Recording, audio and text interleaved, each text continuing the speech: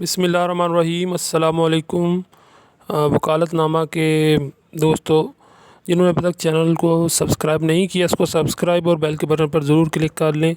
और उसके बाद में चलते हैं आज के टॉपिक की तरफ। टॉपिक है inherent power of the court. Inherent power of the court का मतलब आपको समझाते हैं कि लॉज आर जनरल रूल और and there will be always be cases and circumstances which are not covered by those rules.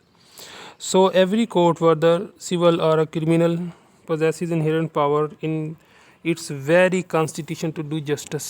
अब simple इसका मतलब ये है कि लाज जो होते हैं, कानून होते हैं, आर जनरल रूल, वो एक कायदे बनाए होते हैं आम तौर पर। And there will be always be cases and circumstances which are not covered by. आबाज का तो ऐसा होता है कि जो कुछ हालात में, यानी कि कुछ केसेस ऐसे होते हैं जिनको ये कानून कवर नहीं कर पाते। सो एवरी कोर्ट, तो तमाम कोर्ट्स वर्दर सिविल, चाहे वो सिविल हों या क्रिमिनल हों, पोजेसिस रखती हैं इनहेरेंट पावर, अपनी inherent power in its very constitution to do justice, कि वो इंसाफ कर सके and to do undo wrong और in the course of the administration of the justice high court under section 203। बड़ी सिंपल, आपको बस समझ आ गई होगी, ठीक है। अब उसके बाद में मीनिंग आ गया, एन अथॉरिटी के, एक अथॉरिटी पोजेस रखती है without its being derived from another, यानी कि वो अखज़ कर सकती है कानून को।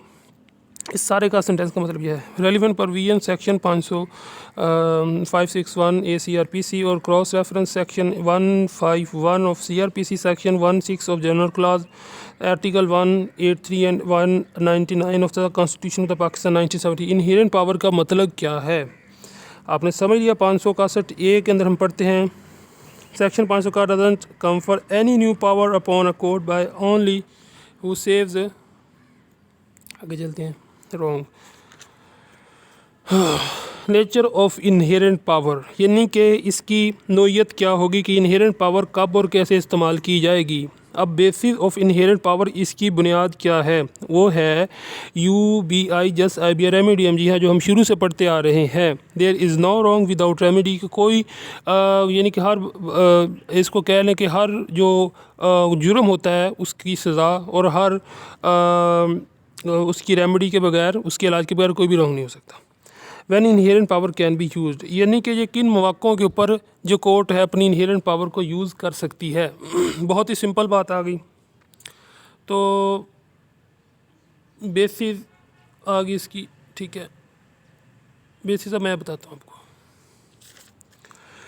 इन absence of express provisions of law, यानी कि जब वाज़ह तौर पर कानून की रहनुमाई मौजूद ना हो, कोई प्रोविजंस कानून की मौजूद ना हो, तब इनहेरेंट पावर यूज़ होगी। To give effect to any order under CRPC, order under CRPC, यानी कि किसी भी केस को टच देने के लिए CRPC में। To prevent abuse process of any court, यानी कि नाजायज़ फ़ायदा जो उठाते हैं कोर्ट का, उससे बचने के लिए भी कोर्ट इनहेरेंट पावर यूज़ कर सकती है।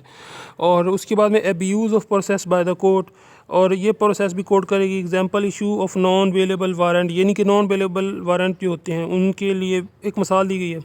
Abuse of process by the party, यानी कि कोई पार्टी अब्यूज़ करती है, जैसा कि इफ़ेक्ट ऑफ अब्यूज़ प्रोसेस में अंदर आ जाता है कि to abuse of process of the court by the part, amount of contempt of court where complaint is made for periodize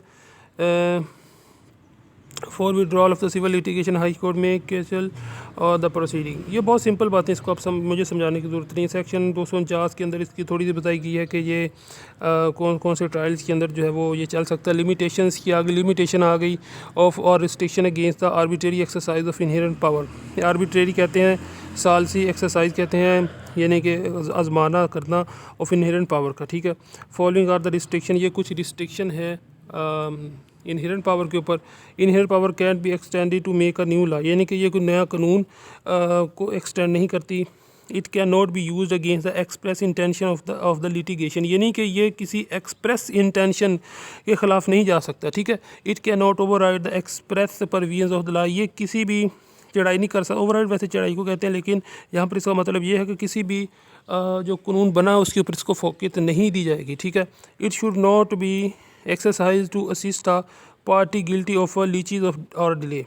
Instances of inherent power, instances inherent power का correction of errors,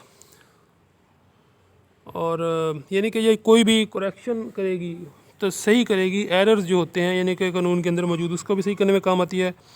क्वाशमेंट of proceeding यानी कि ये जो गलत proceeding होती है यानी कि उसको उससे बचेगी, स्टे ऑफ प्रोसीडिंग करेगी। उसके बाद में सिंपल इसका कंक्लूजन आ गया कि इनहेरेंट पावर का मतलब यही है कि कब जब कोई भी परवीन कानून की मौजूद ना होगी तो तब इनहेरेंट पावर इस्तेमाल करेगी कोर्ट, कहीं से भी स्टैचू से, कहीं से भी का ला अपनी समझ से, अपनी बूझ से। यानी कि इसके अंदर आप एक इस्लामिक मिसाल भी लिख सकते हैं कि जब नबी पाक सल्लल्लाहु अलैहि वसल्लम ने हज़रत माज़ रज़ियल्लाहु ताला अन्हु को गवर्नर भेजा बनाकर, तो उस वक्त उन्होंने आप सल्लल्लाहु अलैहि वसल्लम ने उनको फरमाया कि आप वहाँ पर फ़ैसले किस तरह करेंगे। तो आपने फरमाया कि कुरान से, नबी पाक ने फरमाया अगर कुरान से आपको रहनुमाई ना मिले, हो सकता है किस तरह हो, तो उन्होंने फरमाया कि मैं हदीस नबी सल्लल्लाहु अलैहि वसल्लम से रहनुमाई लूँगा, सुन्नत से रहनुमाई लूँगा। तो उन्होंने फरमाया कि अगर वहाँ से भी नहीं मिली तो फिर, तो आपने फरमाया हज़रत माज़ ने कि मैं अपने दोनों को कुरान शरीफ से और हदीस शरीफ से और अपनी समझ को मिलाकर एक फ़ैसला दूंगा जो आपकी हदीस शरीफ और कुरान से बिल्कुल नज़दीक तरीन होगा। तो यही तकरीबन इनहेरेंट पावर का कॉन्सेप्ट है। Thanks for watching. देखते रहिए वकालतनामा।